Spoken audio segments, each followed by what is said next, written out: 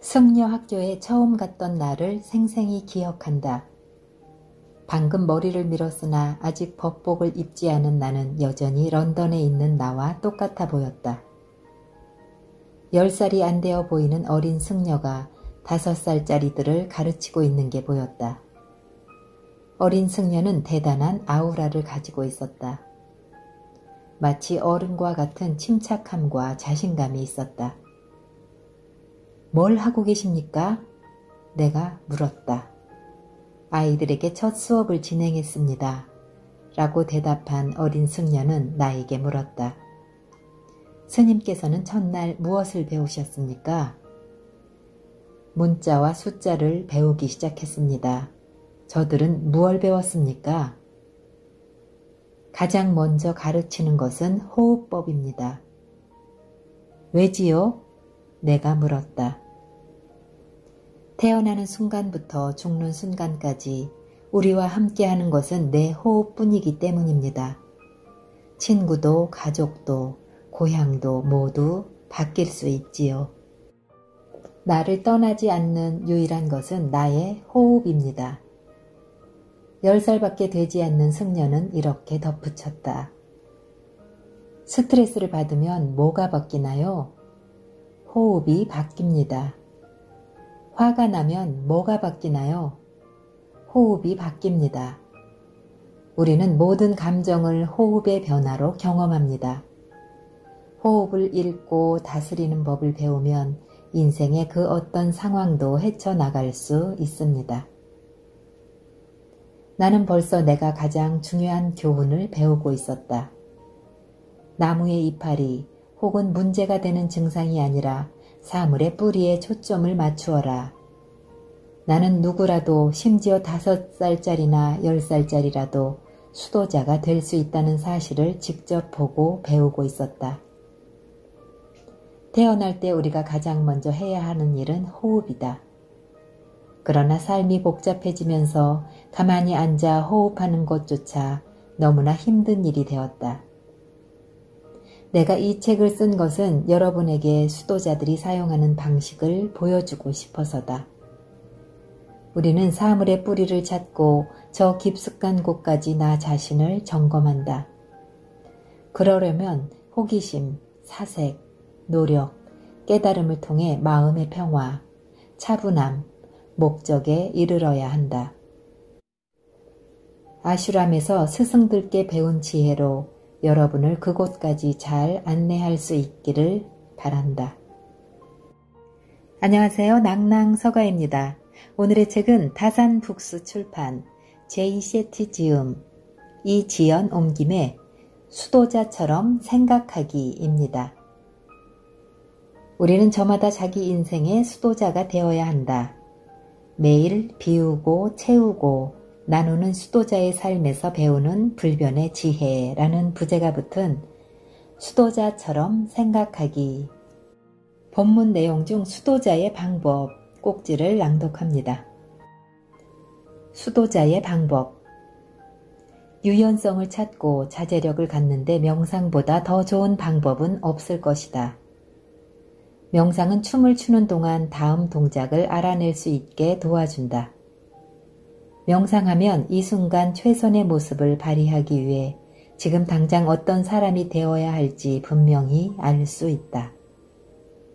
호흡은 마음과 연결되고 노래를 부르면 영혼이 고양되고 그렇게 활력이 넘치고 합일된 순간에 답을 찾을 수 있다. 앞서 3가지 유형의 명상을 소개했다. 이제 호흡법, 떠올려보기, 만트라 3가지가 모두 포함된 매일 할 수 있는 연습을 알려줄 것이다. 형태는 약간 다르지만 나도 이 명상을 매일 한다. 아침에 양치와 샤워를 한 후에 가장 먼저 그리고 밤에 잠자리에 들기 전에 가장 마지막으로 이 명상을 하는 습관을 들여라. 매일 21분씩 명상하는 것에 습관을 들여라. 타이머를 이용해서 호흡법, 떠올려보기, 만트라에 각각 7분씩 사용하라. 더 많이 명상할 준비가 되면 21분씩 하루 2번으로 늘려라.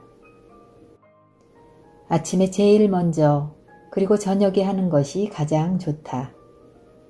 항상 시작은 호흡법으로 하라. 본격적으로 운동하기 전 준비 운동을 하는 것과 마찬가지로 호흡법은 절대 건너뛰면 안 된다. 1. 편안한 자세를 취한다. 의자에 앉거나 쿠션을 가지고 똑바로 앉거나 눕는다. 2. 눈을 감고 시선을 내린다.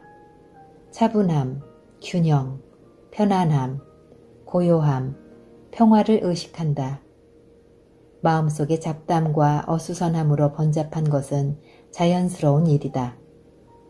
마음이 헤맬 때면 언제나 부드럽게 다시 차분함, 균형, 편안함, 고요함, 평화로 돌아온다.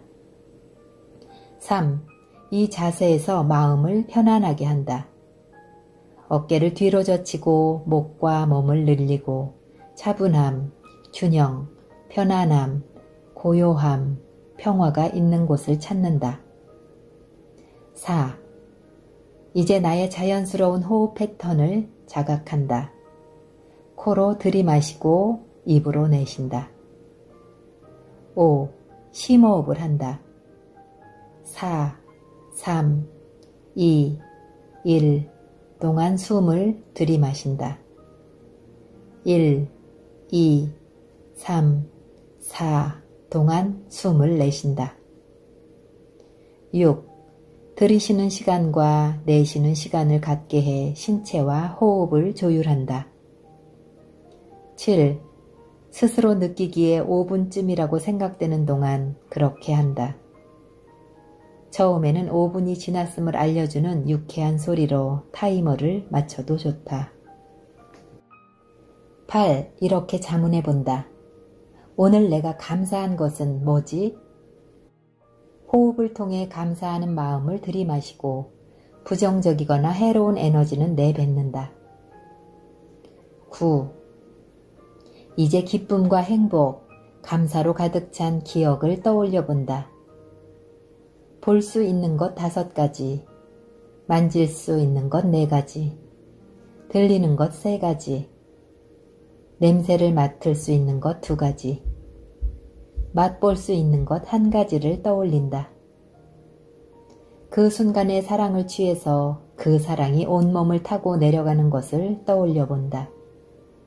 발에서 다리, 엉덩이, 배, 가슴, 팔, 등, 목, 머리로 흐른다. 사랑과 기쁨, 감사하는 마음을 신체 각 부분에 나눠준다. 5분간 이렇게 한다. 10. 이렇게 자문해 본다. 오늘 내 의도가 뭐지? 친절인가? 자신감인가? 집중인가? 지금 의도를 정하라. 11. 다음의 말을 3번씩 반복한다. 나는 내가 되려는 사람에 만족합니다. 나는 모든 기회와 가능성에 마음을 엽니다. 나는 진정한 사랑을 받을 가치가 있습니다. 나는 내가 가진 모든 것을 다해 봉사할 준비가 되어 있습니다. 12. 다음의 만트라를 3번 외는 것으로 연습을 끝낸다. 로카 사마스타 수키노 바반투. 로카 사마스타 수키노 바반투. 로카 사마스타 수키노 바반투. 효과 발견하기. 이제 막 승려가 된 사람이 스승에게 가서 말했다. 저는 명상을 형편없이 못하는 것 같습니다. 발도 저리고 바깥 소음에 계속 딴 생각이 납니다. 불편하지 않는 순간은 거의 잠이 든거나 마찬가지일 때뿐입니다. 지나갈 겁니다. 스승이 간단히 말했다. 하지만 스승의 표정으로 보아 대화가 끝났음을 알 수 있었다. 한 달 후 승려는 스승 옆으로 가서 의기양양한 미소를 띠며 말했다. 제가 해결할 것 같습니다. 아주 고요한 느낌이에요. 그 어느 때보다 집중한 기분입니다. 지나갈 것입니다. 스승이 대답했다. 명상에 어떤 목표나 성공의 척도는 없다. 결과를 바라지 마라. 그냥 계속하라. 4주에서 12주 정도 꾸준히 해보면 효과를 느끼기 시작할 것이다. 명상을 제대로 하고 있다면 첫 번째 신호는 명상을 쉬면 명상이 하고 싶어지는 것이다. 누군가가 그리운 것은 그 사람을 보지 못했을 때다. 매일 식사를 하면 영양이나 에너지 공급에 관해 별로 생각을 하지 않게 된다. 하지만 하루를 굶으면 음식의 힘이 얼마나 큰지 알 수 있다. 명상도 마찬가지이다. 제대로 습관이 되고 나면 명상을 못할 때 티가 난다. 두 번째로 느끼게 될 효과는 내 머릿속에서 일어나는 일에 대한 자각이 높아지는 것이다. 명상하는데 피곤함이 느껴진다면 잠을 더 잘하고 명상이 알려주는 것이다. 명상은 신호 내지는 거울과 같다. 집중이 안 된다면 내가 산만한 생활을 하고 있고 질서와 균형, 단순함을 느끼고 싶다는 것이다. 5분도 생각을 멈출 수 없다면 뭔가를 개선해야 한다는 분명한 신호이다. 명상의 가장 중요한 세 번째 효과는 매번 차분하고 완벽한 기분이 들지는 않겠지만 서서히 장기적인 자제력이 생긴다는 점이다. 녹즙을 마셔보면 매번 맛이 훌륭하지는 않다. 신선한 오렌지 주스 한 잔이 보기에도 좋고 맛도 좋다. 하지만 달갑지 않은 녹즙이 장기적으로 몸에 더 좋다. 명상에 능해지면 자신의 전반적 태도가 바뀌었다는 게 느껴질 것이다. 직관이 날카로워질 것이다. 자기중심적이 되지 않으면서도 삶을 더 객관적으로 관찰할 수 있을 것이다. 인식이 확장되면서 평화롭고 목적이 있는 느낌이 들 것이다. 현재와 영원. 생명은 호흡과 함께 시작되고 호흡은 하루를 버티게 하며 호흡이 끊어지면 생명도 끝난다. 수도자들은 현재에 집중하면서도 늘 미래를 의식한다.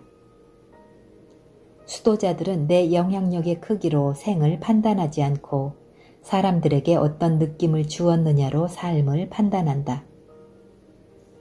수도자들은 인류에 끼치는 영향력을 통해 어떻게 하면 사랑과 보살핌을 나누어주고 지원하고 소통하고 만들어내며 살아갈 수 있는지 늘 고민한다. 우리는 어떤 식으로 기억될까? 우리는 무엇을 남기고 갈까? 궁극적으로 죽음이란 가장 큰 성찰의 지점이다. 거기까지 오게 한 모든 것을 성찰할 마지막 순간에 상상하면 말이다. 죽음을 앞둔 사람들이 표현하는 가장 흔한 후회는 다음과 같다. 아끼는 사람들에게 사랑을 표현했다면 좋았을 텐데, 일을 그렇게 많이 하지 않았더라면 좋았을 텐데, 더 즐겁게 살았더라면 좋았을 텐데, 타인을 위해 더 많은 일을 했더라면 좋았을 텐데, 후회의 대부분이 무언가를 하지 않은 것에 대한 것임에 주목하라. 수도자들은 우리가 죽음을 준비해야 한다고 생각한다. 생의 마지막 날이 되어서야 내가 목적을 갖고 봉사하면서 의미 있는 삶을 살지 않았다는 사실을 알고 싶지는 않을 것이다. 이 책에서 우리가 함께 고민한 주제들을 생각해보라. 죽음에 직면했을 때 우리는 반드시 온전히 정화되고 타인의 요구라고 생각하는 것에서 자유로운 상태여야 한다.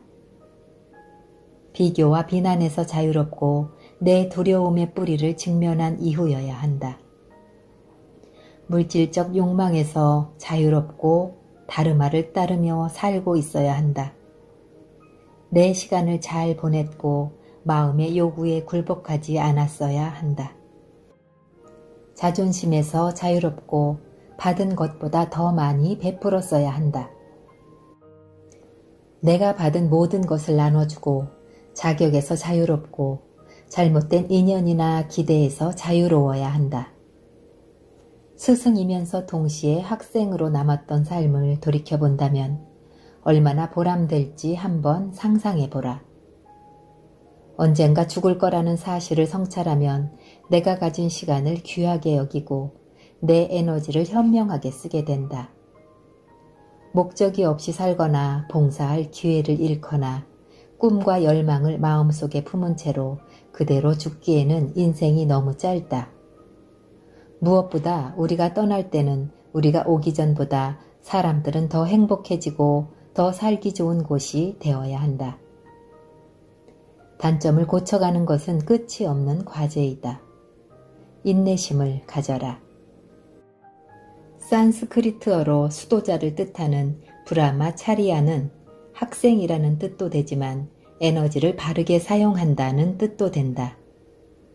수도자의 마음가짐을 가졌다고 해서 모든 것을 다 알아낸 것은 아니다. 수도자의 마음가짐은 에너지를 바르게 사용하는 길이 학생으로 남는 것임을 인정한다. 배움은 영원한 과정이다.